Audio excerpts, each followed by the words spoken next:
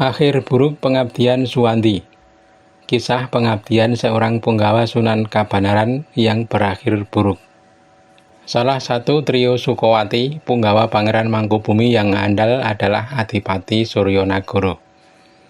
Nama kecilnya Raden Suwandi, putra dari Raden Anggakusumo. Dia masih sepupu Adipati Puger, tapi sekaligus juga menantunya. Sewaktu Martopuro masih tinggal di Sukowati, Raden Suwandi pun ikut di sana. Pernah pula terlibat perang melawan Pangeran Mangkubumi. Ketika Martopuro kalah, Suwandi melarikan diri ke Surakarta dan menyerah kepada sang raja. Suwandi menemui Ratu Ageng yang terhitung masih budinya. Ratu Ageng lalu menyampaikan penyerahan diri Suwandi kepada sang raja. Sang raja lalu meminta pusaka dari Kudus berupa tombak bernama Kiai Upas. Dengan berat hati Suwandi kemudian menyerahkannya. Suwandi lalu diampuni dan mengabdi di Surakarta. Namun Martopuro kemudian mencarinya. Suwandi mengabarkan bahwa Pangeran Mangkubumi telah keluar dari keraton. Pasti akan ada perang besar di Sukowati. Martopuro lalu mengajak Suwandi untuk mengabdi kepada Pangeran Mangkubumi di Sukowati. Pengabdian mereka diterima. Martopuro kemudian diberi pangkat Adipati dan diberi nama baru Adipati Puger. Adapun Suwandi diangkat sebagai punggawa dengan nama Tumenggung Suryonagara. Setelah mengabdi terbukti Suwandi tangguh dan berani. Keberanian Suwandi dalam pertempuran tak diragukan lagi. Dia adalah pilar utama Sukowati bersama Jayadirja dan Mas Ronggo Wirosantiko. Di awal-awal perjuangan, Pangeran Mangkubumi melakukan perjalanan ke pesisir. Tumenggung Suryonagara dan Mas Ronggo ikut serta. Di pesisir, Suryonagara menunjukkan kemampuan yang sangat menonjol dan dapat menjadi pendamping Pangeran Mangkubumi. Postur tubuhnya dan ketampanannya mirip dengan Pangeran Mangkubumi. Maka keduanya sering bertukar peran. Suryonagara sering menggantikan posisi Pangeran Mangkubumi sebagai komandan tempur. Sedang Pangeran sendiri lebih suka menyamar sebagai lurah prajurit tombak. Tumenggung Suryonagara kemudian diangkat sebagai bupati di Kudus dengan tanah garapan 2000 karya. Namun keseharian Suwandi masih tetap mengikuti Pangeran Mangkubumi. Ketika Pangeran Mangkubumi menobatkan diri di Kabanaran, Suwandi kemudian dipindahkan tanahnya dari Kudus ke Mataram. Tanah seluas 2000 karya di Mataram menjadi miliknya. Pangkatnya kini dinaikkan menjadi Adipati dan masih memakai nama lama Adipati Suryonagara. Hubungan Sunan Kabanaran dengan Suryonagara sangat dekat, bahkan seperti kakak adik. Ketika Perang Patidar, Adipati Suryonagara berhasil menangkap 3 punggawa Surakarta. Ketiganya kemudian menyerah dan bergabung ke kubu Sunan Kabanaran. Namun salah seorang di antaranya, Tumenggung Mangkuprojo, kemudian membilot. Pada waktu itu Mangkuprojo berada di bawah komando Pangeran Adiwijaya. Suryonagara menyarankan agar diselidiki lebih dulu. Jika bukti-bukti terkumpul cukup kuat, baru diadukan kepada Sunan Kabanaran.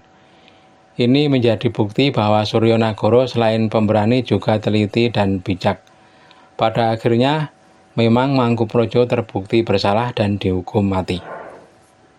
Suryonagara cakap, berpenampilan menarik dan pintar diplomasi, sehingga sering diminta saran dalam berbagai urusan. Pangeran Adiwijaya sebagai komandan wilayah Kedu seringkali meminta pendapat kepada Suryonagara. Ketika Sunan Kabanaran melakukan ekspedisi ke wilayah timur, Suryonagara tidak diajak. Dia diserai tugas menjaga wilayah Kedu. Kemudian terjadi peristiwa gugurnya Tumenggung Jayadirja dan kemudian disambung gugurnya Pangeran Adiwijaya. Pasukan Suryonagara kemudian kembali ke Mataram dan bergabung dengan pasukan Pangeran Mangkunagara. Pada waktu itu hubungan antara Pangeran Mangkunagara dan Sunan Kabanaran sudah mulai retak. Suryonagara selalu bertindak hati-hati.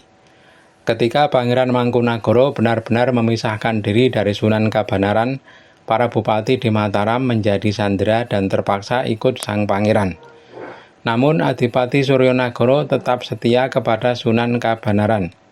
Pada malam hari, Adipati Suryonagara dan Tumenggung Mandoroko meloloskan diri dan bergabung ke pasukan Sunan Kabanaran yang saat itu berada di Ponorogo.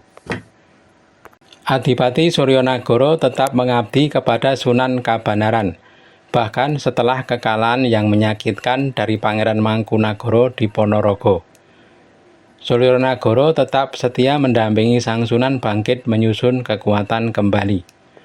Saat Sunan Kabanaran memutuskan menerima proposal perdamaian dari Syekh Ibrahim, Adipati Suryonagara ditunjuk sebagai utusan ke Semarang. Adipati Suryonagara dapat melaksanakan tugas dengan baik, berunding dengan para pembesar Kumpeni di Semarang. Pasca Palianagari dan Sunan Kabanaran sudah menjadi sultan di Yogyakarta, Adipati Suryonagara ditugaskan sebagai Wadono di Grobogan. Namanya kemudian diganti menjadi Adipati Yudonagara. Namun dia tersandung masalah yang membuat pengabdiannya kepada Sultan cacat. Salah seorang bawahannya, Bupati Warung yang juga merupakan saudara sepupu sang Adipati bernama Condrokusumo, membantu pemberontak Raden Mas Guntur. Raden Mas Guntur adalah anak dari Raden Wiratmejo, putra Pangeran Teposono. Raden Mas Guntur juga merupakan menantu Pangeran Mangkunagara. Keterlibatan Bupati Warung dalam pemberontakan Raden Mas Guntur menimbulkan dugaan bahwa Adipati Yudonagara atau Suwandi juga terlibat atau paling tidak melakukan pembiaran.